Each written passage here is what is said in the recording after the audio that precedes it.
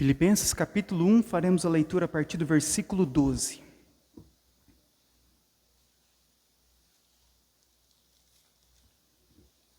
Diz assim: Quero ainda, irmãos, certificar-vos de que as coisas que me aconteceram têm antes contribuído para o progresso do Evangelho, de maneira que as minhas cadeias em Cristo se tornaram conhecidas de toda a guarda pretoriana e de todos os demais. E a maioria dos irmãos, estimulados no Senhor por minhas algemas, ousam falar com mais desassombro a palavra de Deus. Alguns, efetivamente, proclamam a Cristo por inveja e porfia. Outros, porém, o fazem de boa vontade. Estes, por amor, sabendo que eu estou incumbido da defesa do Evangelho. Aqueles, contudo, pregam a Cristo por discórdia, insinceramente, julgando suscitar tribulação às minhas cadeias. Todavia, o que importa? Uma vez que Cristo, de qualquer modo, está sendo pregado, quer por pretexto, quer por verdade. Também com isso me regozijo. Sim, sempre me regozijarei. Porque eu estou certo de que isto mesmo, pela vossa súplica e pela provisão do Espírito de Jesus Cristo, me redundará em libertação, segundo a minha ardente expectativa e esperança de que em nada serei envergonhado. Antes, com toda a ousadia, como sempre, também agora, será Cristo engrandecido no meu corpo, quer pela vida, quer pela morte. Porquanto, para mim, o viver é Cristo e o morrer é lucro. Entretanto, se o viver na carne traz o fruto para o meu trabalho, já não sei o que hei de escolher. Ora, de um e outro lado, estou constrangido, tendo o desejo de partir e estar com Cristo, o que é incomparavelmente melhor. Mas, por vossa causa, é mais necessário permanecer na carne.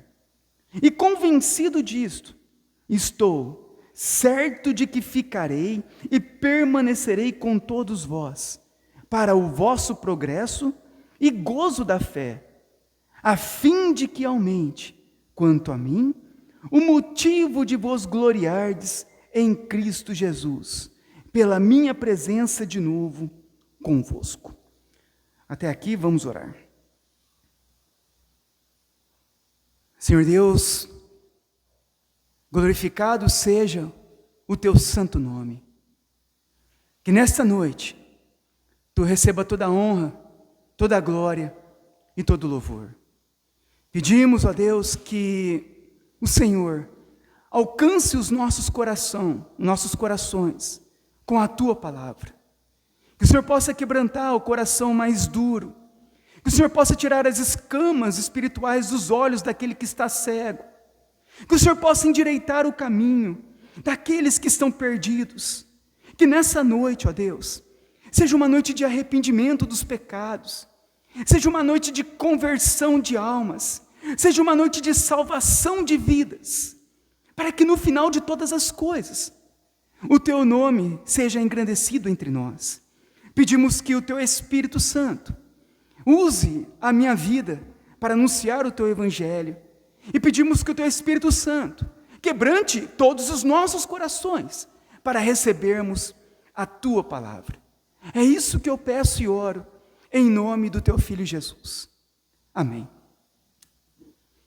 Irmãos, nós estamos fazendo a exposição desta carta, da carta do apóstolo Paulo aos Filipenses. Essa carta foi escrita pelo apóstolo Paulo enquanto ele estava preso em Roma, por volta do ano 60 depois de Cristo. Paulo entendeu que Deus havia usado o seu encarceramento para promover o evangelho. Ele assegura aos filipenses que, apesar de estar preso, o evangelho continua avançando. Por isso, ele está alegre e confiante de que não importa o que aconteça, Cristo está sendo anunciado. Paulo então encoraja os leitores a andarem dignos do evangelho, mesmo em meio ao sofrimento. Eu estarei tratando nessa noite sobre o tema defendendo o evangelho. E o apóstolo Paulo, no momento em que ele está escrevendo esta carta, ele está em uma situação muito difícil. Ele está preso em Roma. Essa prisão dura aproximadamente 2 anos, é uma prisão domiciliar. Nessa prisão, ele poderia receber pessoas, que iam visitar ele, e os guardas pretorianos, os guardas do imperador, eles vigiavam Paulo nessa prisão 24 horas por dia, revezando entre eles. Isso vai aproximadamente 2 anos. E Paulo, diante de tudo isso, desse sofrimento, dessa situação, ele entendeu que tudo isso estava dentro dos propósitos de Deus. Até mesmo os momentos difíceis, até mesmo o sofrimento, faz parte dos cristãos, dos propósitos que Deus tem para nós. E Paulo, diante disso, mesmo diante da situação de estar preso, ele está muito feliz e confiante, porque o evangelho, ele estava se espalhando por toda a Roma. E Paulo, ele vai encorajar os irmãos a permanecerem firmes no evangelho, a não desanimarem, a não desistirem, mesmo diante daquelas situações. E Paulo, aqui no versículo 12, ele vai dizer então: quero ainda, irmãos, certificar-vos de que as coisas que me aconteceram têm antes contribuído para o progresso do evangelho. As coisas que me aconteceram, o que havia acontecido com Paulo? As perseguições e sua prisão. Paulo havia sido preso por causa do evangelho, por causa de Cristo. E Paulo, ele queria deixar ciente os irmãos de que a sua prisão provou não ser um empecilho, nem um impedimento para a propagação da sua mensagem de salvação. Na realidade, ela criou novas oportunidades. Paulo fala que, olha, isso que me tem acontecido, eu quero deixar claro para os irmãos, que a minha prisão, por causa de Cristo, ela tem contribuído para o avanço do evangelho, para o progresso do evangelho. A palavra que Paulo usa para mencionar o progresso do evangelho é a mesma palavra que ele também vai usar no versículo 25, para o progresso dos filipenses na fé. Ele enfatiza a necessidade de levar adiante o reino de Deus, em vez de se prender aos problemas do passado ou do presente.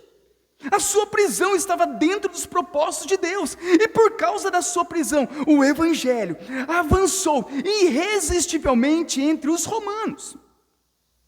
Paulo, ao perceber que tudo aquilo estava dentro de um propósito de Deus, que o evangelho agora estava sendo pregado, propagado, estava avançando. Há pessoas que nunca se imaginariam que poderiam alcançar, mas que estavam alcançando. E quando ele fala que o progresso do evangelho, ele vai enfatizar o que? A necessidade de continuarmos pregando e não desistirmos diante das adversidades.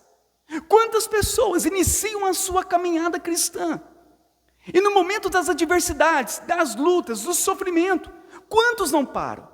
Paulo falou o que para os irmãos? Irmãos, nós devemos progredir, o evangelho está progredindo, devemos continuar. Nós não devemos olhar para o que aconteceu no passado, não podemos olhar para aquilo que está acontecendo agora, os nossos sofrimentos, as nossas lutas e dificuldades, mas devemos avançar. O evangelho, ele não pode parar, Nós não podemos nos calar, nós não podemos guardar para nós, mesmo diante de momentos difíceis que possamos estar atravessando, assim como Paulo fez. Olha que momento difícil, preso injustamente por causa de Cristo. Mas diante disso, ele não se calou, ele não parou, ele prosseguiu, ele continuou. E no 13 ele diz então: de maneira que as minhas cadeias em Cristo se tornaram conhecidas de toda a guarda pretoriana e de todos os demais. As minhas cadeias em Cristo se tornaram conhecidas. As pessoas ao redor dele reconheciam que Paulo não era um criminoso, mas havia sido preso por pregar a Jesus Cristo e o Evangelho, por anunciar a verdade e confrontar o pecado. A vida de Paulo, sua mensagem e seu bom testemunho se espalhou por toda parte. Irmãos, ninguém pode calar o Evangelho de Jesus Cristo. É uma mensagem que ninguém pode segurar, que ninguém pode prender, que ninguém pode impedir. Porque a verdade, ela alcança corações. O bom testemunho alcança corações. Vidas que vivem para Cristo alcançam corações. E ele diz que essa palavra se tornou conhecida de toda a guarda pretoriana e de todos os demais. A prisão de Paulo, por causa de Cristo, tornou-se conhecida não somente aos soldados que trabalhavam para o imperador, mas também para os da casa do imperador César e da população romana. Olha que coisa. Tentaram calar Paulo, tentaram prender Paulo, mas o evangelho não pode ser preso. O que acontece? Paulo vai anunciar. E os guardas que cuidavam de Paulo eram os guardas pretorianos, eram os guardas do imperador, guardas pessoais do imperador que estavam cuidando de Paulo. E aqueles homens, imagina, por 2 anos aproximadamente, 24 horas por dia, na presença de Paulo, ouvindo o evangelho, ouvindo o testemunho de Paulo. Aqueles homens começaram a se converter, não somente os guardas. Se você ver depois no final, Paulo vai também agradecer àqueles que eram da família de César, porque o evangelho também alcançou as pessoas que trabalhavam dentro da casa de César, dentro ali, junto ao imperador romano naquela época, e não somente entre eles, mas começou a se espalhar por toda a Roma. Nada disso teria acontecido se Paulo não tivesse sido preso. E Paulo ele vai falar isso para os irmãos. Olha o que está acontecendo. Os guardas do imperador estão se convertendo. As pessoas próximas do imperador estão se convertendo. A população de Roma está se convertendo por causa do evangelho. Então no versículo 14, Paulo diz: e a maioria dos irmãos, estimulados no Senhor por minhas algemas, ousam falar com mais desassombro, com mais coragem a palavra de Deus. O que estava acontecendo? A prisão de Paulo e tudo aquilo que estava acontecendo, a salvação de almas, Cristo sendo anunciado, os corações sendo transformados, aquilo começou a trazer coragem para os irmãos, intrepidez. E eles então começaram a pregar com mais ousadia a palavra de Deus. Quando os cristãos de Roma, onde Paulo estava preso, viram a sua coragem, mesmo quando sua vida estava em perigo, foram inspirados a serem corajosos da mesma forma, de modo que ousaram falar a palavra com mais coragem na proclamação das boas novas de Jesus Cristo. O plano da prisão de Paulo era impedir o avanço do evangelho, mas estava acontecendo o efeito oposto. Todos agora estavam ouvindo o evangelho.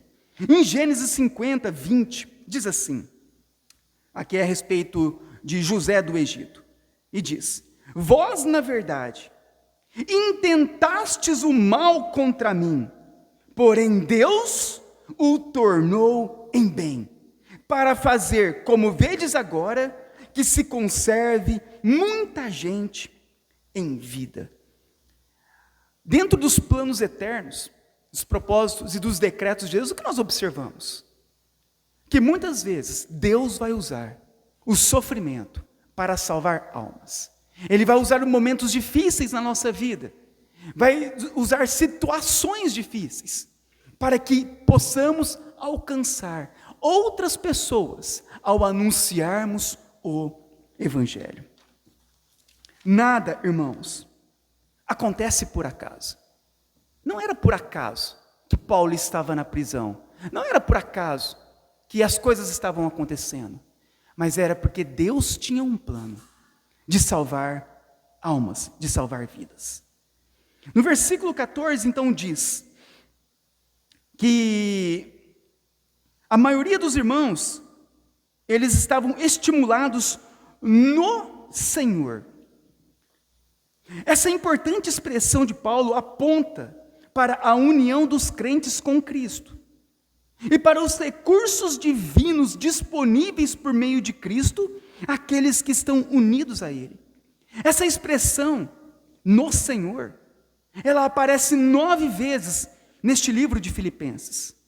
Por meio do encarceramento de Paulo, Cristo, o Senhor, fortalecia e encorajava os irmãos a proclamarem o Evangelho de modo destemido. Então, olha como acontece. Aqueles irmãos vendo tudo aquilo acontecer, a coragem de Paulo, vendo o Evangelho sendo propagado, pessoas sendo salvas, eles então foram estimulados diante daquilo. Mas quem estava por trás, agindo no coração deles? Jesus Cristo. Movendo no coração de cada um deles, para que eles pudessem então proclamar o Evangelho de modo destemido. Vamos ler agora do versículo 15 ao 17, diz assim: alguns, efetivamente, proclamavam a Cristo por inveja e porfia. Outros, porém, o fazem de boa vontade. Estes, por amor, sabendo que eu estou incumbido da defesa do Evangelho. Aqueles, contudo, pregam a Cristo por discórdia, insinceramente, julgando suscitar tribulação às minhas cadeias. O que estava acontecendo? Aqui Paulo ele vai falar de 2 grupos de cristãos que estavam na igreja. Ambos os grupos, lembra, uma igreja, e havia os cristãos nessa igreja, mas havia 2 grupos de cristãos. Ambos pregavam o Evangelho de forma correta, mas com motivações diferentes. Um grupo anunciava o Evangelho por inveja, porfia, discórdia e insinceramente. Era a atitude dos caluniadores de Paulo, os quais realmente pregavam o Evangelho, mas invejavam a autoridade e o poder do apóstolo. Porfia aqui indica contenda, rivalidade, conflito, que ocorreram quando os críticos de Paulo começaram a desacreditá-lo. Os caluniadores de Paulo usavam o fato de ele estar preso como uma oportunidade para promover o prestígio deles próprios, ao acusá-lo de ser tão pecador que o Senhor o havia castigado com a prisão. Eles são claramente os opositores de Paulo e estavam pessoalmente brigados com ele. Então aqui nós vemos que havia um grupo de cristãos que estavam pregando o Evangelho da forma correta, anunciando a verdade, Cristo como Senhor e Salvador. Mas a intenção do coração deles era uma intenção errada, porque eles faziam isso para se levantarem contra Paulo, fazendo por inveja, contenda, brigas e divisões contra Paulo, porque eles tinham inveja da posição de Paulo. Eles anunciavam o Evangelho, mas a intenção dos seus corações estava errado. A mensagem era verdadeira, mas a intenção não. É diferente daqueles que pregam um falso evangelho. Muitos dizem, o importante é anunciar Cristo, mesmo que seja uma falsa igreja. Então aqui não está se tratando de um falso evangelho. Paulo diz que eles estavam anunciando o evangelho da forma correta, mas com a intenção errada. Muitas vezes pegam essa passagem e dizem, não, o importante é falar sobre Jesus, mesmo que seja uma falsa religião, mesmo que seja uma falsa igreja. Aqui não é essa a ocasião, porque Paulo em Gálatas, ele vai dizer que é maldito todo aquele que anuncia outro evangelho, que vai além do que aquilo que está escrito. Aqui na ocasião, eles não estavam pregando um outro evangelho, eles estavam pregando um mesmo evangelho. Só que a intenção de seus corações era má. Eles não faziam isso por amor a Cristo. Eles não faziam isso para ver a igreja ela se unir e crescer. Eles faziam isso com a intenção de caluniar o apóstolo Paulo. Mas outros dentro da igreja, você vê que a igreja não é fácil, irmãos, né? Pessoas são complicadas, né? Na própria igreja, né? As pessoas se levantando contra o apóstolo Paulo. Mas havia um outro grupo dentro da igreja, que faziam de boa vontade e por amor. O outro grupo fazia isso de boa vontade e por amor. Fala sobre a satisfação e o contentamento que eles tinham. Eram atitudes que os auxiliadores de Paulo tinham por ele e pelo seu ministério. Eles eram motivados por um sentimento verdadeiro. Evangelizavam, pregavam, eles faziam de coração, por amor e para a glória de Deus. Se de um lado tinha um grupo que pregava o evangelho, mas com a intenção de seus corações errados, do outro lado, haviam os cristãos que tinham a intenção correta, pregavam o evangelho, e eles queriam buscar, era a glória de Deus. Mas independente da motivação, Paulo, como Jesus, não estava preocupado com os seus próprios interesses, mas com o progresso do evangelho. O apóstolo, ele conclamou aos filipenses que seguissem a motivação correta. Então Paulo ele vai tratar isso, né? Os dois grupos, os dois pregavam o evangelho, e ele vai dizer aos irmãos, irmãos, sejam como aqueles que anunciam o evangelho por amor, aqueles que anunciem o evangelho para que Deus seja glorificado. Não aqueles que anunciam o evangelho para a sua própria glória, para serem vistos pelos homens, para se sentirem acima das outras pessoas, mas por amor. E Paulo diz no versículo 16, que ele foi incumbido da defesa do evangelho. A palavra grega descreve um soldado de plantão. Ele, Paulo, era tanto o guardião da verdade, quanto o que lutava pela verdade. Ele era tanto o defensor do evangelho, no sentido de proteger a mensagem, para ela não ser distorcida, como aquele que usa o evangelho para combater os falsos ensinos. Paulo, ele foi colocado, ele entendeu que ele foi colocado para defender o evangelho, para defender as escrituras, para defender a verdade de Deus. No versículo 18, então diz, todavia, o que importa? Paulo agora vai concluir o pensamento dos dois grupos.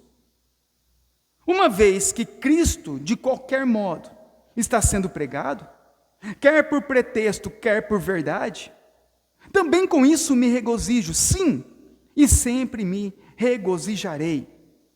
Cristo está sendo pregado, também isto me regozijo.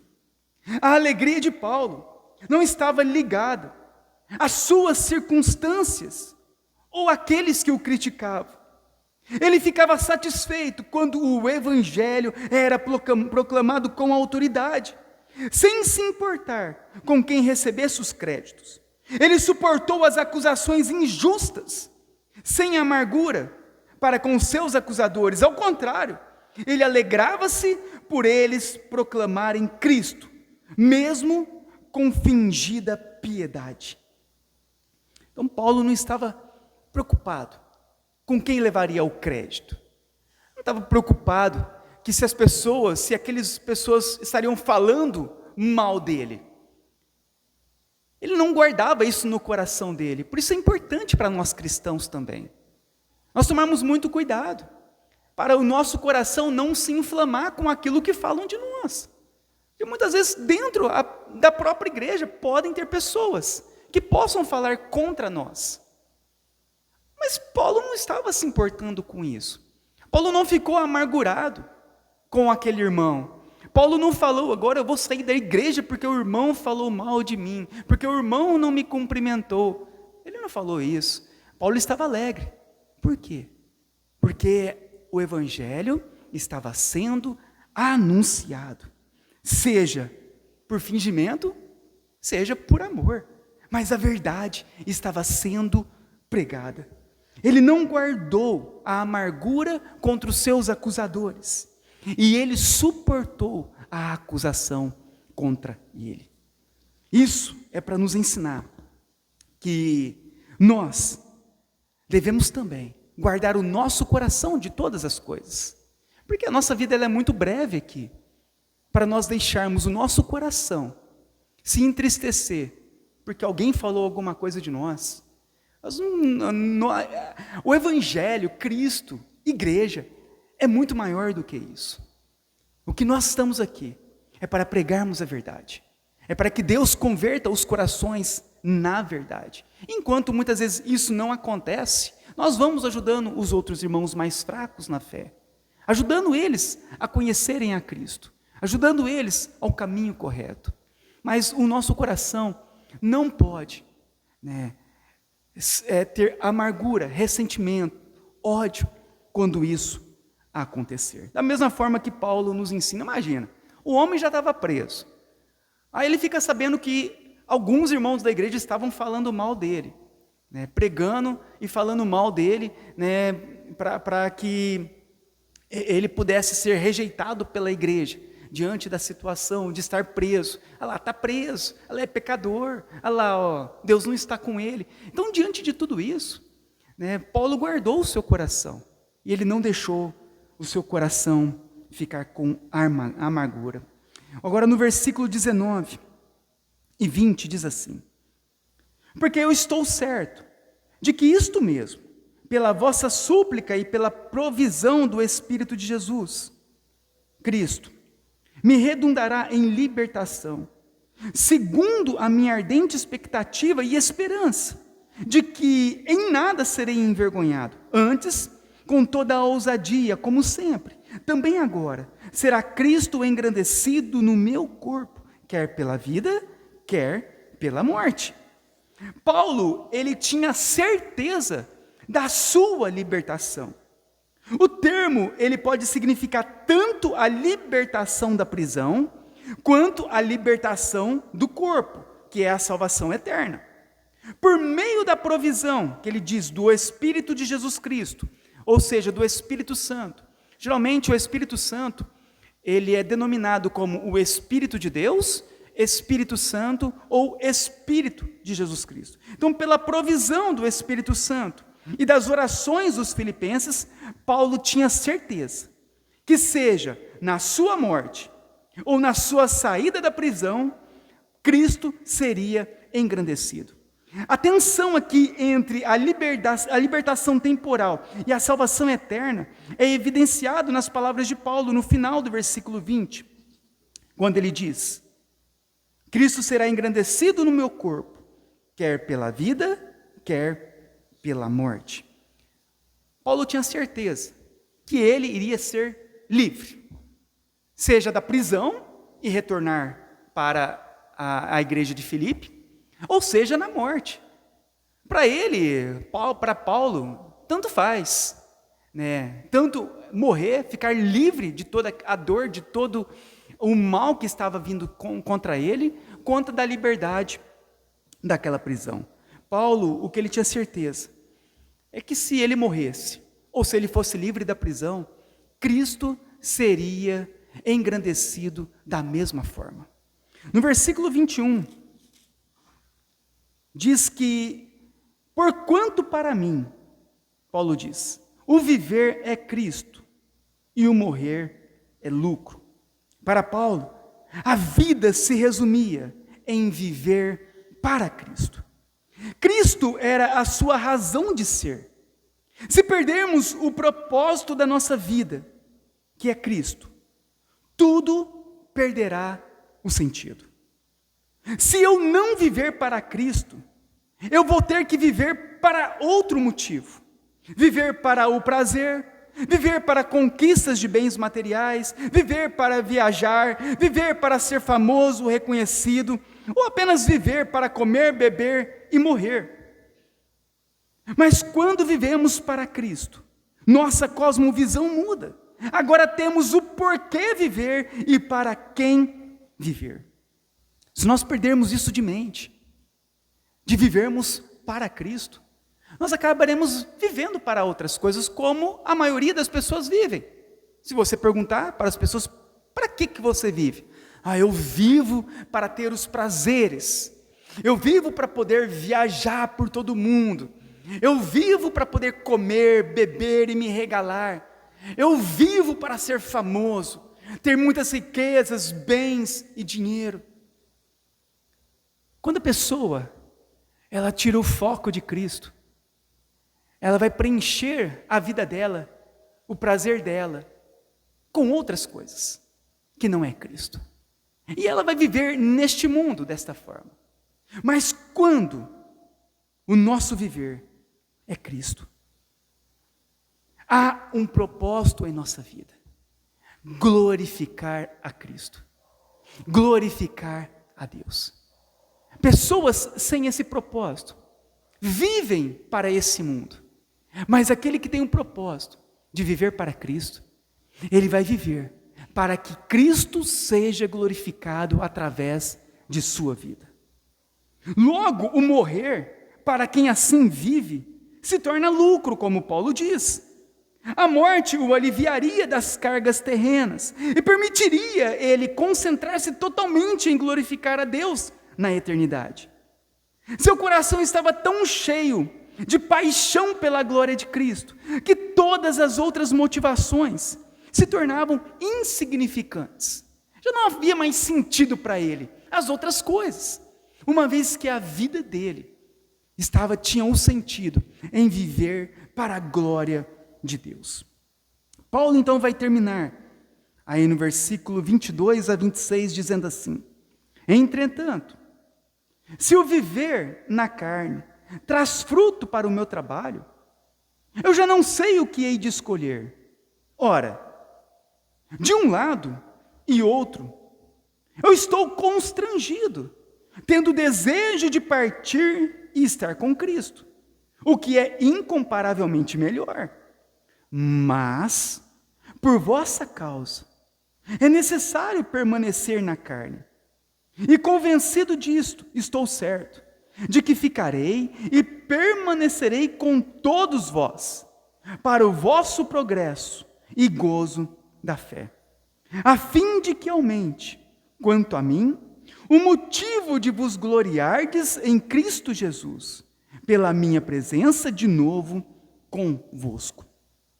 A palavra grega usada para constrangido retrata um viajante viajando por um caminho estreito, com paredões de pedra de ambos os lados, o que fazia com que ele pudesse apenas seguir em frente. Então a palavra constrangido aqui no grego é uma palavra que vai remeter a um viajante que está viajando por um caminho, a qual ele está rodeado dos dois lados por uma grande muralha de pedra, e ele só pode seguir um caminho.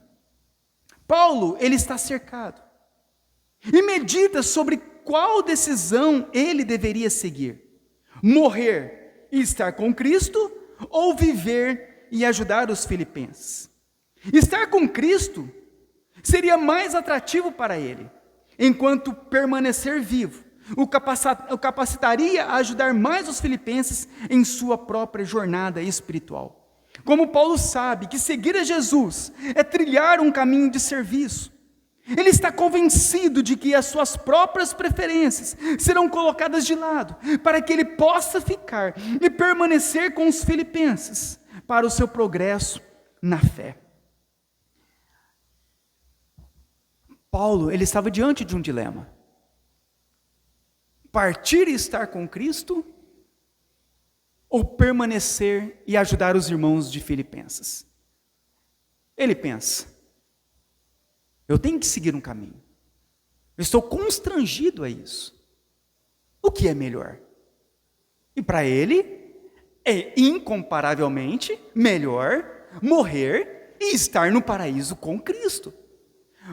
Mas ele vai dizer: para que eu possa ajudar os meus irmãos na fé, é melhor neste momento eu permanecer.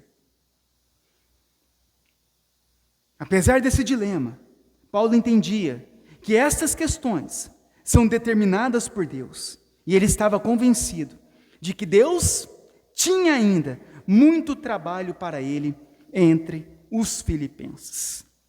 Ele termina dizendo no versículo 26, que se ele fosse solto e retornasse, os filipenses teriam mais motivo para se gloriarem em Cristo Jesus.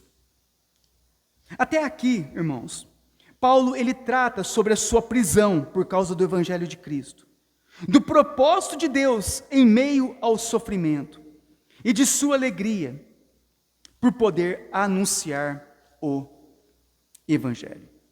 E eu queria concluir com os irmãos no versículo 16, que diz assim: estes por amor, sabendo que eu estou incumbido da defesa do Evangelho. Como hoje nós podemos defender o Evangelho como o apóstolo Paulo fez? Eu queria concluir trazendo alguns ensinamentos a respeito disso. Como nós hoje? Paulo, naqueles dias, ele foi um defensor do Evangelho. E como nós hoje, a igreja, ela pode defender o Evangelho? Primeiro, nós defendemos o Evangelho quando nós anunciamos o Evangelho por completo. Seja defendendo a verdade, seja combatendo a mentira. Paulo não estava preocupado com a intenção, e sim com a mensagem. A mensagem, ela é mais importante que o mensageiro. Se nós que conhecemos o Evangelho nos calarmos, como as pessoas serão salvas? Como elas discernirão entre o certo e o errado?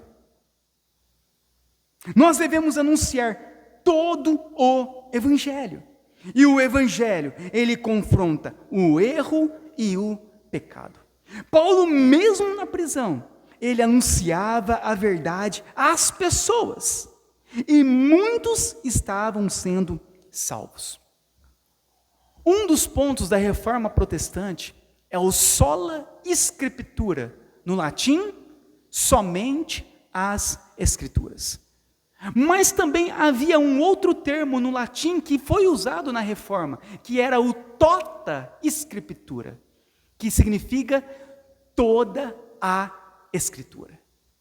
Nossa regra de fé não é somente a escritura, mas é toda a escritura. Porque muitas pessoas falam: não, eu creio na Bíblia. Mas quando voltamos para a Bíblia, muitas pessoas desobedecem aquilo que está escrito na Bíblia. E ela começa a escolher aquilo que ela quer obedecer. Como nós defendemos o Evangelho? Quando nós anunciamos o Evangelho por completo. Quando nós falamos a verdade para as pessoas. Quando nós não omitimos a verdade, mas anunciamos todo o Evangelho. Por quê? Porque se as pessoas não ouvirem a verdade, como elas serão salvas? Se elas não ouvirem que elas estão no engano, se elas não ouvirem que elas estão vivendo uma mentira, como elas serão salvas? Então, a primeira coisa para nós defendermos o Evangelho é anunciarmos o Evangelho por completo. Seja ousado, fale a verdade, pregue a verdade, anuncie a verdade. Quando você ver uma pessoa no engano, fala para ela a verdade, tenha a oportunidade e fale com amor. Como o Danilo falou aqui, a intenção correta é de querer ver aquela vida salva, é de querer ver aquela vida crendo em Cristo da maneira correta. Porque se nós conhecemos e não passarmos à frente, as pessoas continuarão no engano e nas trevas. Então nós somos chamados para anunciar todo o Evangelho. A segunda coisa de como nós defendemos o Evangelho é quando nós vivemos o Evangelho. Paulo diz no versículo 21, para mim o viver é Cristo. É viver a nossa vida para que Cristo seja glorificado. Paulo diz em sua segunda carta, na segunda carta de Coríntios 3:2, vocês mesmos são a nossa carta, escrita em nosso coração, conhecida e lida por todos. Vocês demonstram que são uma carta de Cristo. Como nós defendemos o Evangelho? Quando nós vivemos o Evangelho. Nós não somente anunciamos o Evangelho. Paulo não somente pregava o Evangelho, pregava a verdade. Mas ele vivia aquilo que ele pregava. Ele vivia para a glória de Cristo. Ele proclama, para mim, o viver é Cristo. Como vivemos o Evangelho? O nosso bom testemunho é o Evangelho sendo pregado. A forma como nós falamos, as palavras que saem da nossa boca, é o Evangelho pregado. Quando nós cuidamos da nossa família, o Evangelho está sendo pregado. Quando vocês, maridos, amam e tratam bem as suas esposas, você está pregando o Evangelho. Vocês, esposas, quando respeitam os seus maridos e se submetem à autoridade deles, vocês estão anunciando o Evangelho. Vocês, filhos, quando vocês obedecem os seus pais, vocês estão pregando o Evangelho, vivendo o Evangelho.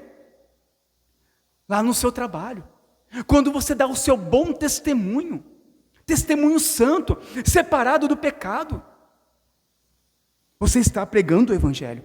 Lá na escola, enquanto todos aqueles jovens corrompidos, você é santo, separado, você está anunciando, vivendo o Evangelho. Na sociedade, na sua integridade, o teu nome limpo. Você está anunciando o Evangelho, a tua integridade diante da sociedade. Nós somos chamados para ser a carta de Cristo, a carta pregada, a carta vivida de Cristo neste mundo. O que aconteceu com o cristianismo? O que aconteceu com os cristãos? Estão piores do que os ímpios, vivendo piores que os ímpios. Mau testemunho, infidelidade, divórcio, filhos perdidos, família bagunçada. O que está acontecendo? O mau testemunho no trabalho, na sociedade e em todas as áreas. Nós devemos, a nossa geração, defender o Evangelho, sermos o testemunho, sermos o padrão do que é certo ou errado. Paulo estava lá, eu vivo para Cristo. Mas todo mundo vive assim, todo mundo é todo mundo. Eu não sou todo mundo, eu sou um cristão. A minha vida é para Cristo, a minha vida é para que Cristo seja glorificado, a tua vida é para que Cristo seja glorificado. Conserte a tua vida, viva para a glória de Deus. Até quando continuaremos vivendo envergonhando a Cristo? Nós não somos chamados para envergonhar a Cristo, nós somos chamados para defender o Evangelho. Como? vivendo, a nossa vida tem que ser aberta, todos podem ver, não há nada que nós escondemos, não há nada do que nós nos envergonhamos, não há nada, todos podem ver, todos podem assistir a nossa vida, todos podem ir em nossa casa, todos podem ter acesso a tudo que é nosso. Quantos aqui dentro são cristãos, mas lá fora são terríveis? Quantos aqui dentro aparentam a piedade, mas quando chegam em casa, tratam a esposa pior do que um inimigo? A esposa desonra, destrata, desrespeita o marido. Em quantas casas? Os filhos contando mentira, desobedecendo, o pai fala uma coisa e não faz. Nós somos chamados para viver diferente de todos, porque a nossa vida deve ser vivida para a glória de Cristo. Então a segunda coisa, viva para a glória de Cristo. Terceiro, nós defendemos o Evangelho quando nós servimos o próximo. Paulo diz no versículo 23, é melhor morrer e estar com Cristo, mas por causa de vocês é necessário eu permanecer para o progresso da fé. Quando servimos os irmãos na igreja com os nossos dons, quando ajudamos os necessitados, quando consolamos os aflitos, quando visitamos os enfermos, quando fazemos o bem, quando somos generosos, nós estamos defendendo o Evangelho. O Evangelho é serviço. Paulo fala, olha, eu estou salvo. Para mim, seria muito mais vantajoso eu morrer agora e Deus já me levar para a glória, mas é necessário ainda trabalhar, é necessário serviço, almas para serem salvas. Como eu defendo o Evangelho? Servindo o meu próximo, servindo a igreja, servindo aos irmãos com os dons. Como? Fazendo o bem para o próximo, para uma pessoa. Pare e pensa. Quando foi a última vez que você fez o bem para uma pessoa? Quando foi a última vez que você visitou um enfermo? Você lembra quando Jesus trata lá em Mateus 25, né? Na separação das ovelhas e dos bodes? Tive fome, tive sede, estava nu, enfermo, preso, mas ninguém foi me visitar.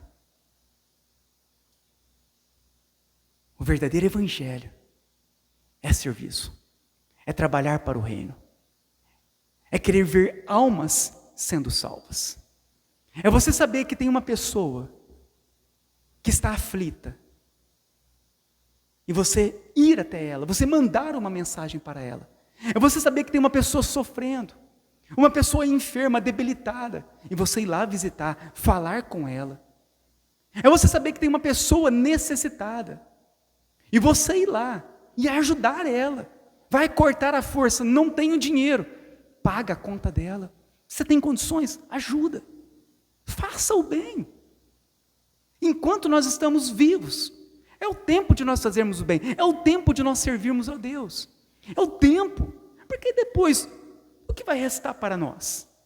Depois que chegar o nosso dia, o que nós fizemos durante toda a nossa vida neste mundo?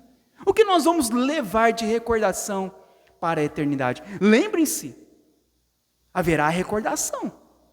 A nossa mente, as nossas lembranças permanecerão na eternidade. Lembra Jesus falando para aquele rico? Lembra-te que você teve as oportunidades, mas você não fez? O tempo de nós servirmos é agora. O tempo de nós ajudarmos. O tempo de nós fazermos o bem. O tempo de sermos generosos. Enquanto todo mundo é egoísta, Todo mundo pensa somente em si mesmos. Nós defendemos o Evangelho, fazendo diferente. Fazendo como Paulo fez, como nosso Senhor Jesus Cristo fez, servindo o próximo. Quem quiser ser o maior, seja o que sirva. Nós todos, irmãos, fomos chamados a defender o Evangelho. Seja pregando o Evangelho, seja vivendo o Evangelho, seja servindo o próximo. E o apóstolo Paulo é um exemplo vivo disso. Não tem como nós separarmos o Evangelho do nosso cristianismo. E é um momento para nós fazermos uma reflexão sobre a nossa vida, sobre aquilo que nós cremos, sobre a defesa do Evangelho. Você é um defensor do Evangelho? Se você estivesse escrevendo uma carta para a igreja, você escreveria nesta carta: irmãos, permaneçam firmes, assim como eu estou firme, porque eu fui incumbido para a defesa do Evangelho. Eu fui chamado por Deus para anunciar a verdade às pessoas. Eu fui chamado por Deus para viver o Evangelho todos os dias da minha vida. Eu fui chamado por Deus para servir ao meu próximo. E nós faremos neste momento uma reflexão. Por isso eu convido a igreja a curvar a cabeça e fechar os olhos.